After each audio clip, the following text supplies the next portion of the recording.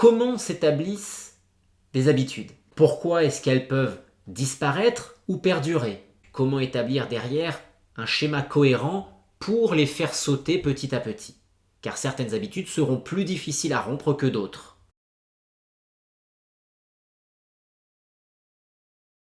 Bonjour, c'est Raphaël Pérez, votre coach en santé naturelle. Bienvenue pour cette première vidéo de l'année 2019.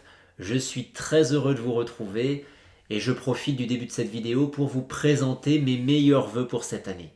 Qu'elle se déroule sous le signe de la santé, du bien-être et de l'équilibre de vie. Et je vous souhaite aussi de tout cœur d'arriver à être de plus en plus à l'écoute de votre corps et de vos véritables besoins. Car cela est essentiel si vous voulez réellement améliorer votre niveau de santé durablement et entretenir une bonne santé. Dans cette vidéo, je veux aborder la problématique d'établir de bonnes habitudes. Comment établir des habitudes qui vont transformer votre santé et votre qualité de vie? Si vous êtes comme de nombreuses personnes, vous avez peut-être pris de bonnes résolutions avec le passage à la nouvelle année. Mais le problème avec les bonnes résolutions, c'est qu'elles sont souvent de courte durée. Elles se prolongent pendant quelques jours, quelques semaines tout au plus pour les plus motivés. Et avec l'arrêt des bonnes résolutions, disparaît souvent l'espoir d'une véritable amélioration de son état de santé. Je vous propose aujourd'hui d'aborder les choses autrement. D'établir des bases solides, des fondations solides, vous permettant de vous mettre sur de bons rails pour faire une belle année et entretenir par la suite une bonne dynamique pour votre santé. Je vais vous proposer à la fin de cette vidéo un exercice en 2 temps pour établir ces bases solides et savoir dans quelle direction vous devez aller. Savoir dans quelle direction vous devez aller, vous, personnellement. Car, vous le savez sûrement si vous suivez mes vidéos, nous sommes tous uniques. Et comme nous sommes tous uniques, vous n'avez pas besoin des conseils pertinents pour votre voisin, votre ami, vos parents. Vous avez besoin de choses qui vous correspondent réellement. Mais avant d'arriver sur cet exercice, je vais vous expliquer comment s'établissent des habitudes. Pourquoi est-ce qu'elles peuvent disparaître ou perdurer? Et donc, comment établir derrière un schéma cohérent pour les faire sauter petit à petit? Car certaines habitudes seront plus difficiles à rompre que d'autres. Des chercheurs ont observé que des personnes qui vivaient au Japon, par exemple, lorsqu'elles partaient aux États-Unis, ces personnes-là pouvaient conserver un bon niveau de santé si elles conservaient les traditions qu'elles avaient dans leur pays d'origine. Et elles pouvaient conserver un niveau de santé qui était relativement proche du niveau de santé qu'elles avaient au Japon. Je parle ici de l'aspect héréditaire, c'est-à-dire des habitudes de vie, de l'hérédité acquise, les habitudes de vie que nous avons acquises.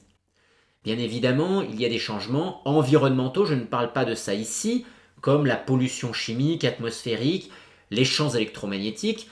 Là, c'est encore autre chose. Là, je parle vraiment des habitudes de vie.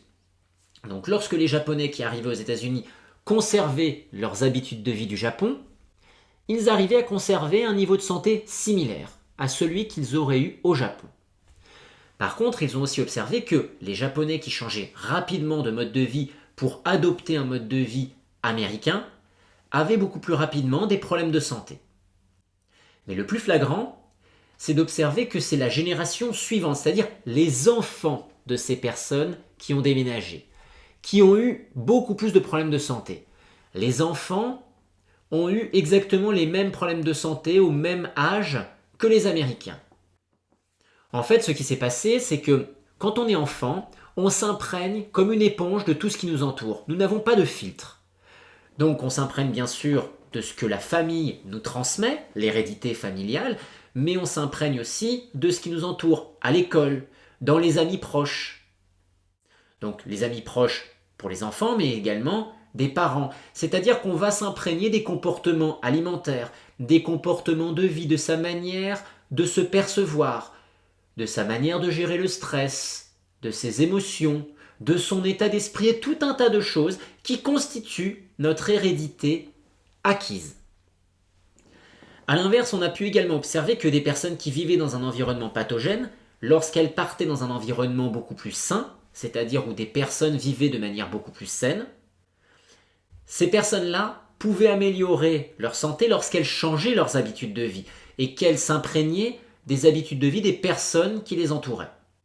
Mais on a pu observer également que des personnes qui changeaient d'environnement de vie pouvaient ne pas améliorer réellement leur santé. Parce que quand on devient adulte, ou en tout cas quand on devient enfant au bout d'un certain temps, on développe une conscience et cette conscience nous met une forme de filtre. Et ce filtre nous permet de nous protéger de ce qui est trop méconnu, de ce qui est trop différent de nous, dans le bon sens et dans le mauvais sens. Nous avons pu le voir dans le bon sens avec les Japonais qui viennent aux États-Unis et donc qui se protègent en conservant leurs anciennes traditions. Mais nous pouvons voir aussi qu'une personne qui part d'un environnement malsain pour aller dans un environnement plus sain peut aussi se protéger de cet environnement plus sain à son détriment puisqu'elle va entretenir un mauvais état de santé.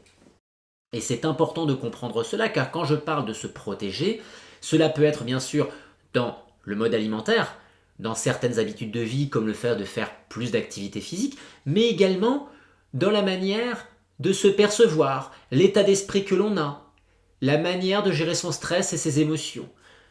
Vous savez peut-être que vous pouvez être dans le meilleur endroit du monde, le plus beau, le plus magnifique, et vivre en état de stress. Donc c'est très important de comprendre cela. Alors, comment améliorer ses habitudes et donc améliorer sa santé ? Faut-il déménager ? Comme vous avez pu le constater, ce n'est pas nécessaire. C'est nécessaire bien évidemment de déménager si votre problématique est liée à une composante de pollution chimique, atmosphérique ou des champs électromagnétiques et que cette problématique est majeure. Mais si ce n'est pas le cas, il n'est pas forcément nécessaire de déménager. Par contre, il est nécessaire de rompre avec ces habitudes de vie que vous aviez eues, c'est-à-dire le terreau héréditaire qui est favorable à ces problèmes de santé. C'est-à-dire si vous êtes dans un terreau qui est pathogène, dans un environnement qui est créé autour de vous, qui est pathogène et que vous entretenez, il va falloir rompre et se détacher de plus en plus de cet environnement-là. Alors comment faire ? Moi je vous conseille donc un exercice maintenant. Un exercice en 2 étapes.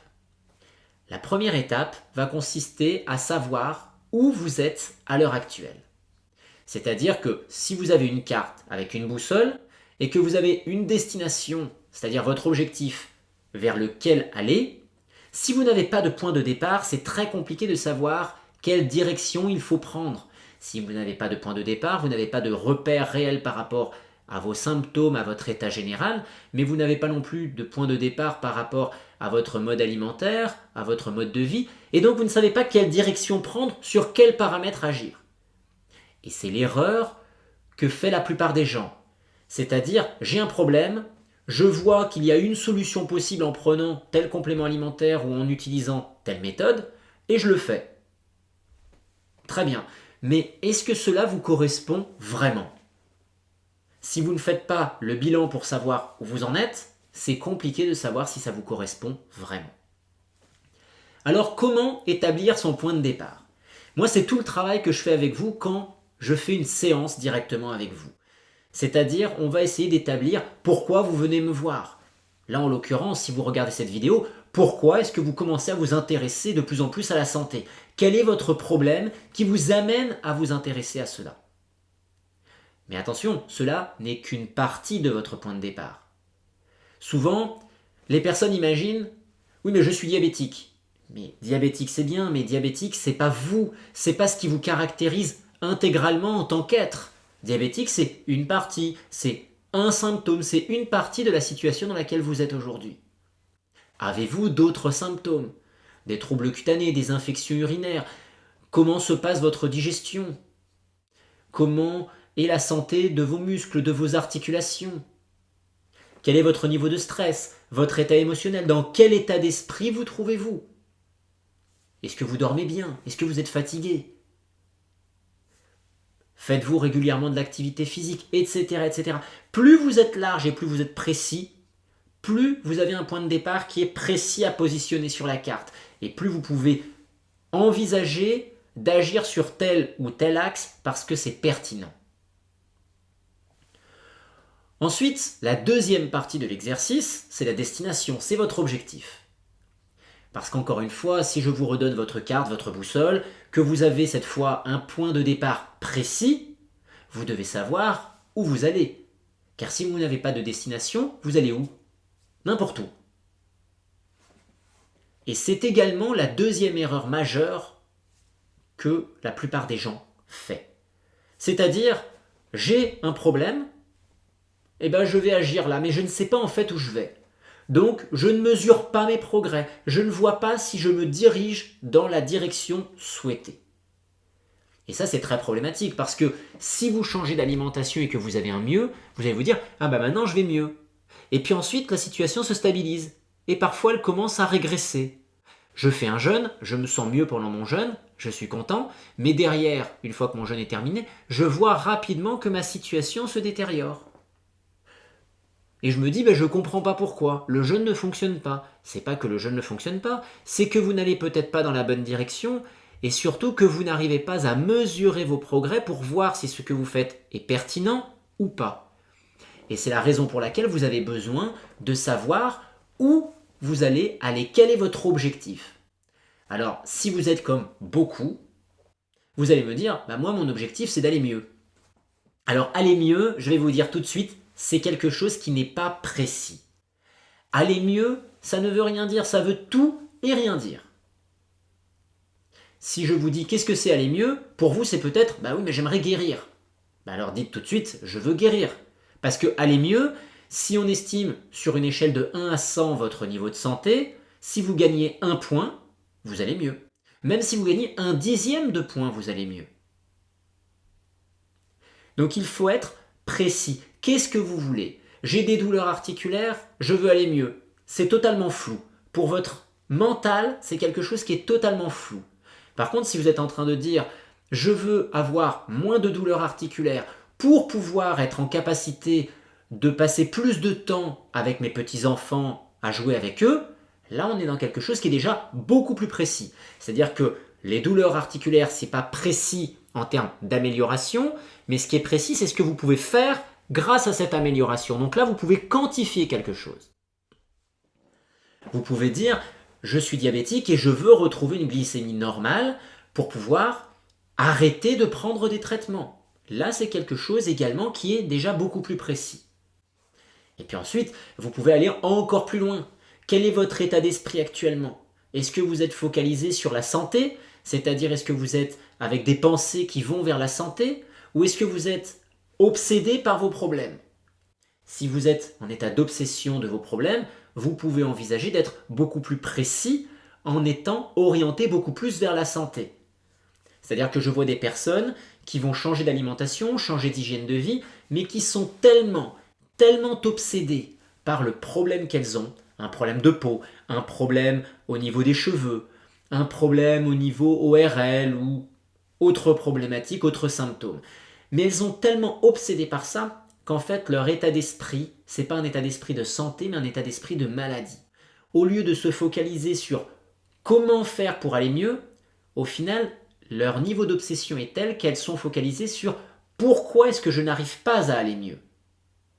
Vous vous dites peut-être que ces questions sont les mêmes. Elles sont très différentes car il y en a une qui est braquée sur une solution potentielle alors que l'autre est braquée sur le problème qui nous ronge, qui nous bouffe. Et plus on est braqué sur le problème qui nous ronge, qui nous bouffe, plus il devient gros. Vous savez, c'est un petit peu comme d'avoir un bouton sur le nez et finalement maintenant que vous le savez, vous ne voyez plus que ça.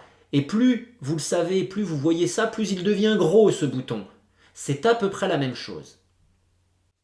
Donc je vous incite à être précis dans ce que vous voulez par rapport à votre état physique, mais également d'être précis par rapport à ce que vous voulez être. Est-ce qu'il y a des choses qui sont importantes dans votre vie que vous aimeriez faire ou remettre en place? Faire du chant, faire du dessin, passer plus de temps avec vos enfants, être plus épanoui, faire certaines activités.